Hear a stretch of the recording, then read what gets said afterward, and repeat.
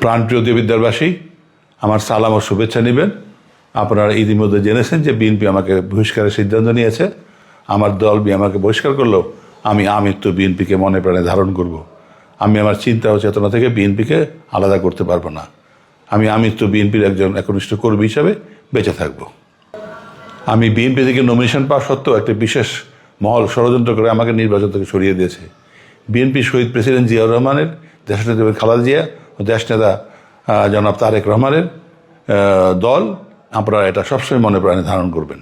তাই দেবিদ্বার বিএনপির আপামর কর্মী ও সমর্থকদের বৃন্দের প্রতি আমার আবেদন, যেহেতু আমার অবর্তমানে বিএনপি তার ট্রাক মার্কার প্রার্থীকে সমর্থন দিয়েছে, সেহেতু আপনারা সবাই ট্রাক মার্কার প্রার্থীকে জয়যুক্ত করে সমর্থন দিবেন এবং তাকে ভোটের মাধ্যমে জয়যুক্ত করে এই কুমিল্লা 4 আসনে দেশনেতা জনাব তারেক রহমানকে উপহার দিবেন।